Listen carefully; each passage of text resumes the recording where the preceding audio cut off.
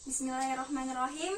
Assalamualaikum warahmatullahi wabarakatuh. Waalaikumsalam warahmatullahi wabarakatuh. Selamat pagi anak-anak. Pagi, Bu. Bagaimana kabar kalian hari ini? Alhamdulillah baik, Bu. Alhamdulillah, semoga kita selalu diberikan kesehatan agar kita dapat melaksanakan aktivitas kita seperti biasanya. Oke, sebelum memulai pembelajaran, Ibu mau absen dulu. Ada yang tidak masuk hari ini? Masuk semua, Bu. Oke, kalau begitu sebelum kita memulai pembelajaran, marilah kita bersama-sama berdoa. Berdoa mulai. Doa selesai. Nah, sebelum kita masuk pada materi hari ini, Ibu ingin mereview materi minggu lalu. Ada yang masih ingat minggu lalu kita mempelajari tentang apa? Teori tumbukan, Bu. Ya, benar sekali. Jadi minggu lalu kita mempelajari tentang teori tumbukan pada laju reaksi. Nah, kemudian pada teori tumbukan itu apa saja syarat yang mempengaruhi lajunya reaksi? Ada yang masih ingat?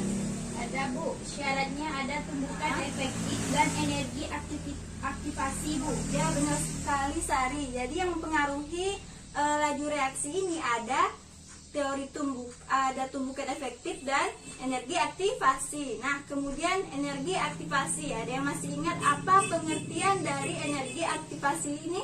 Energi aktivasi adalah energi minimum yang diperlukan dalam suatu reaksi. Iya, benar sekali Uni. Energi aktivasi adalah energi minimum yang mempengaruhi laju reaksi. Nah, bagus sekali ya, kalian ternyata masih ingat materi-materi kita minggu lalu.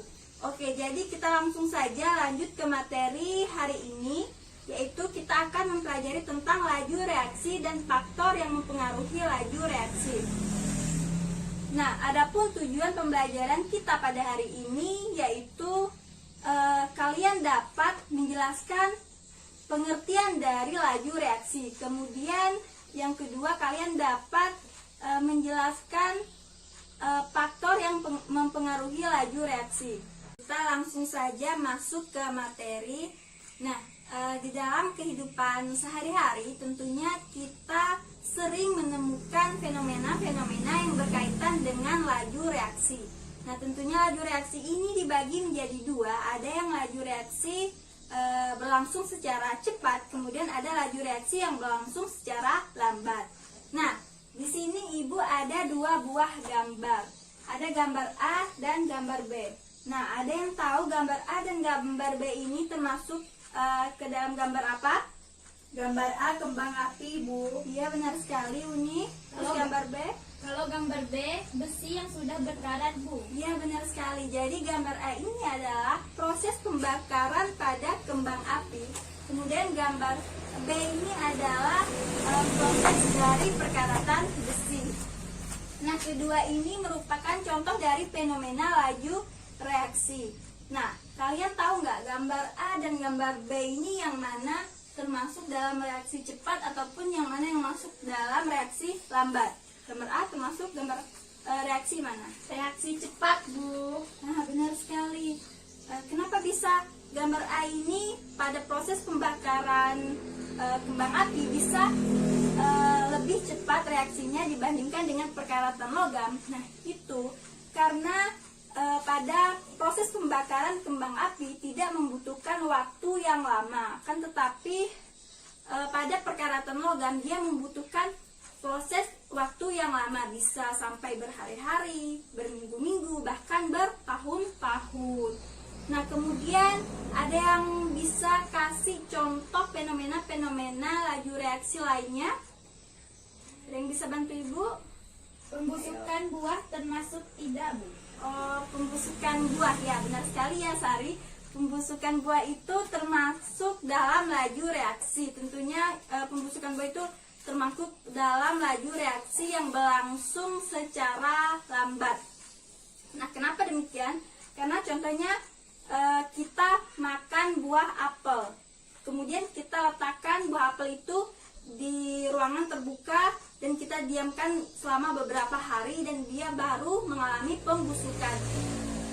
jadi dia tidak serta-merta mengalami pembusukan, dia membutuhkan waktu yang lama. Oleh sebab itu pada pembusukan buah ini termasuk dalam laju reaksi yang berlangsung secara lambat.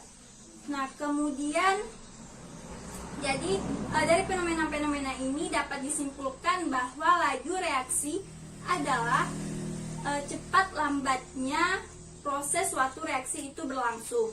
Nah, kemudian Ibu akan menjelaskan pengertian laju reaksi berdasarkan secara matematis dan kimia. Oke, di sini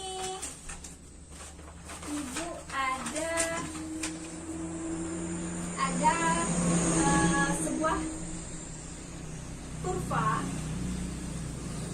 Ini tentunya reaksi A ke reaksi B. Nah, kurva pertama di sini ke atas di sini menunjukkan konsentrasi, kemudian di sini menunjukkan waktu. Waktunya ada 0, 10, 20, 30, 40. Ini 10, 20, 30, 40.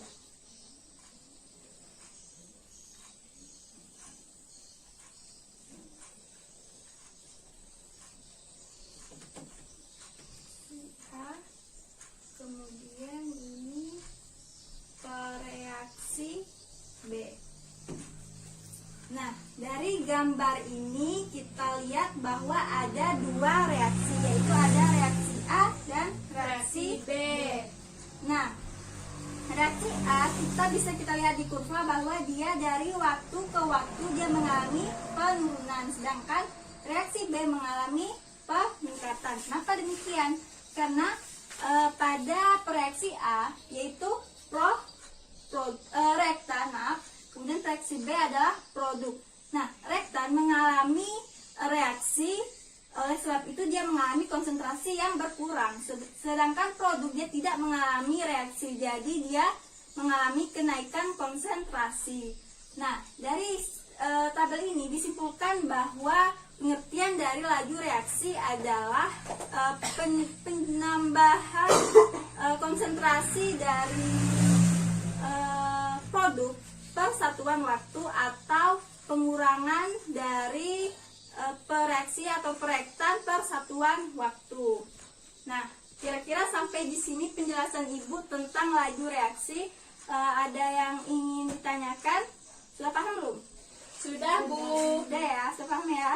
Ya, Bu. Oke, kalau sudah paham, kita lanjut ke materi berikutnya, yaitu tentang faktor-faktor yang mempengaruhi laju reaksi.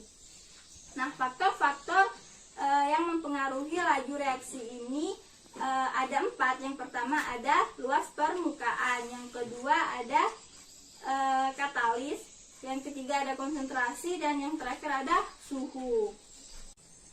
Oke, di sini hari ini kita hanya akan membahas tentang faktor luas permukaan. Nah, luas permukaan ini berkaitan dengan bidang sentuh luas permukaan tersebut. Nah, semakin besar luas permukaan, maka semakin cepat laju reaksinya. Nah, Ibu kasih contoh di sini.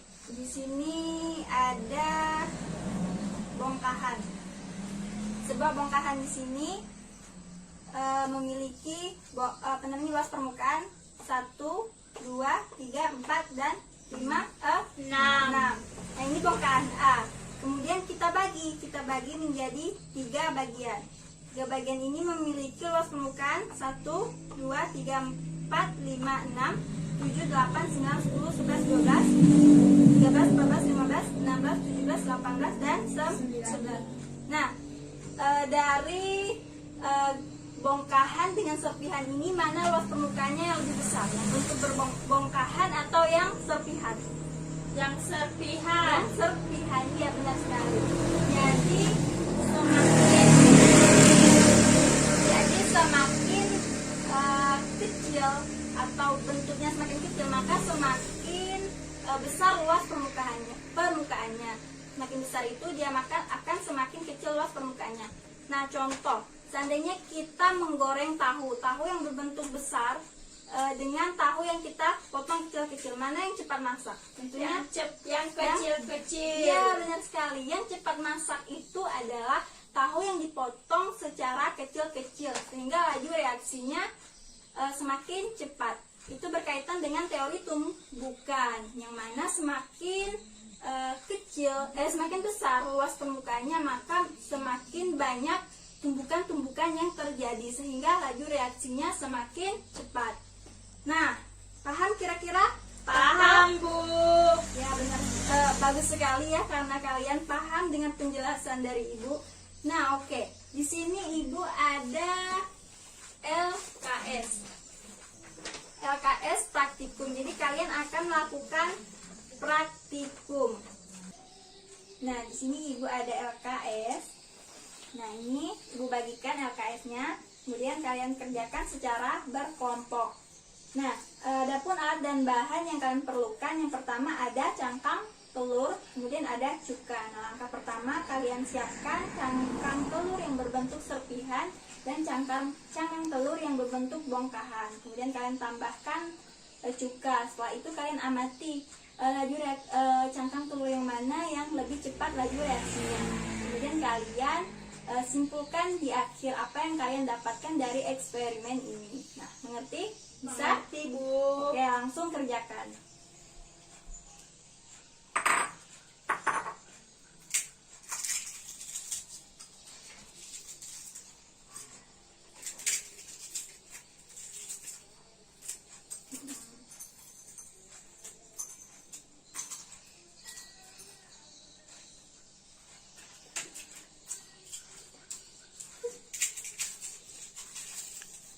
Nah, setelah itu kalian tambahkan cuka.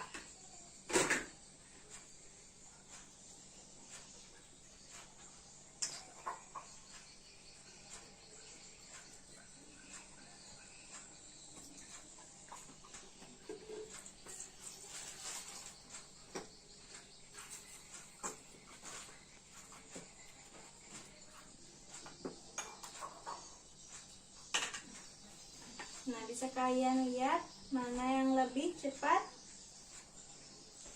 Yang berbentuk serpihan, Bu. Ya, benar sekali. Nah, dari itu kalian simpulkan apa yang kalian dapatkan. Siapa yang mau menyimpulkan? Saya, Bu. Oke, silakan. Ini Cangkang telur yang luas permukaannya lebih besar, yaitu yang berbentuk serpihan. Dari yang kami amati, yang mengalami reaksi yang lebih cepat yaitu cangkang telur yang berbentuk serpihan karena luas permukaannya lebih besar dibandingkan dengan cangkang telur berbentuk bongkahan.